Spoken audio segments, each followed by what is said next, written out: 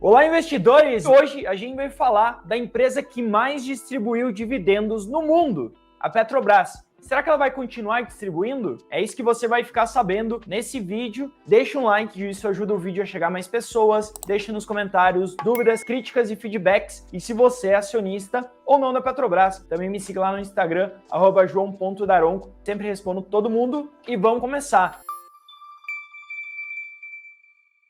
A Petrobras, o ticker dela é Petro4, e ela acabou que ao longo do ano 2021 e 2022, no início de 2022, tendo um preço do seu produto, Brent, basicamente, muito elevado, tá? Então a companhia teve um aumento nos seus preços de venda, enquanto os custos se mantiveram constantes, e por conta disso, ela teve uma expansão muito grande de margens, e com isso teve uma expansão muito grande de lucro. Como o dividendo é parte do lucro, ela também conseguiu expandir a sua distribuição de dividendos. A empresa gerou muito caixa nesse último ano, tem gerado muito caixa nesses últimos meses também. E por conta de toda essa geração de caixa, a empresa é quase uma máquina de fazer dinheiro, uma máquina de tirar dinheiro do solo e vender, né? Basicamente petróleo aí, no estado que está hoje em dia, gera muito caixa para a Petrobras, ela está conseguindo distribuir esses ganhos para os seus acionistas até superior ao lucro dela. A estrutura de capital da empresa está muito saudável, ela está com uma dívida muito controlada e com isso ela consegue distribuir proventos e isso fez com que a Petrobras fosse uma, se não a maior empresa distribuidora de dividendos do planeta, com um dividend yield, como vocês podem ver, 52,6%, muito acima do histórico. Será que ele vai continuar ou não? Vou comentar um pouquinho sobre isso, mas antes da gente entrar nos dividendos, queria mostrar para vocês a questão do endividamento. Dívida líquida sobre patrimônio líquido bem saudável, 0,44, muito ok, tá? Quando eu pego o histórico, a gente vê que lá em 2015 a gente chegou no pico de 1,5, era uma dívida quase impagável. Eu entendo como a partir de sendo um nível um pouco mais preocupante, abaixo de 0,5 extremamente confortável. Também existem outros indicadores de endividamento, como dívida líquida EBITDA, também que é interessante olhar, 0,5, muito tranquilo. Eu acho que abaixo de 1,5, 2 vezes também é bem saudável e dívida faz muito bem, né? Melhora a estrutura de capital da empresa como um todo. Como mencionei, a gente teve um aumento significativo da margem da companhia nos últimos tempos, seu custo tem diminuído com o passar do tempo por conta do pré-sal.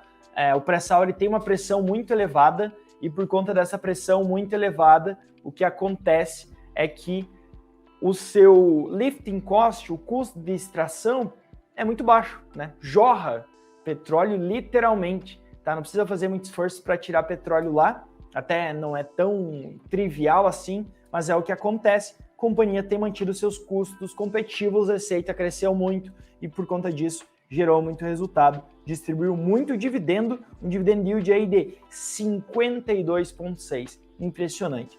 João, esse dividendo vai ou não continuar? É isso que a gente vai olhar, tá? O que faz eu responder essa pergunta, o que embasa a resposta dessa pergunta está muito correlacionada a 2 pontos.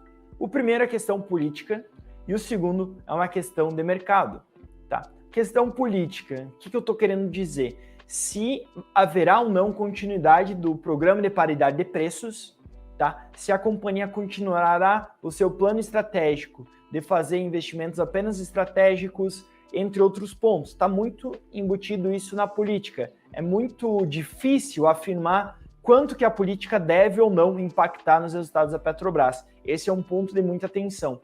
O segundo ponto é uma questão mais mercadológica, tá? Uma questão do preço do petróleo. O que acontece é que a gente teve no início do ano a guerra entre a Ucrânia e a Rússia. Acaba que a Rússia é um dos principais players desse mercado no planeta e por conta disso a gente teve um desregulamento ou teve um desequilíbrio entre oferta e demanda. A gente teve um choque de oferta. Com isso o preço subiu, o preço do petróleo foi para patamares bastante interessantes, aí acima de $100 o barril, tá? Por conta disso até a companhia gerou tantos resultados. Para os próximos meses e para o próximo ano, a expectativa é que a gente veja uma queda nesse preço, uma normalização, tá? Uma reversão à média. Mesmo assim, a companhia deve gerar muito resultado. Não tanto quanto gerou no último ano, mas sim gerar muito resultado. Um outro ponto que eu queria chamar a atenção é o seguinte: quando a gente pega os grandes produtores mundiais de commodities, a gente vê que o investimento em capex não tem sido tão elevado. A gente não tem visto uma abertura de poços de um número tão significativo. Ou seja, a gente não deve ter uma inundação de oferta, pelo menos num curto prazo. Isso pode sustentar também os preços acima do preço de equilíbrio, que eu entendo como sendo 70, 75 dólares, tá? Então, do lado de preços deve cair, mas sim, continua muito forte. Do lado político é a grande incógnita, é o que a gente observa muito por aqui, para entender como se comporta. E aí, utilizando o nosso forecast, módulo forecast do Status Invest, a gente consegue ver bem isso que eu mencionei para vocês. A gente deve ter uma queda nesse yield, e aí variando, passando dos 52% para próximos de 36%, 37% para 2022 e caindo sucessivamente até 2024, distribuindo yield de 20%, tá? Mas ainda assim, patamares muito interessantes. Então, sim, a Petrobras deve continuar distribuindo yield alto, não tão alto quanto 50%, mas ainda assim alto, entre 20% e 30%, tá bem? Se quer saber mais sobre a empresa, a gente está deixando na descrição um Drops. Suno Drops é um relatório gratuito da Suno que fizemos para você sobre a Petrobras, para você entender um pouco melhor sobre o case e entender um pouco mais sobre a companhia. Se você não é inscrito, se inscreve no canal. Quero saber, você recebeu dividendos da Petrobras ou não? Deixa nos comentários desde quando você é acionista dessa empresa ou se não investe com medo da eleição, tá? Deixa nos comentários, deixa um like nesse vídeo. E é isso, forte abraço a todos e vejo vocês no próximo vídeo.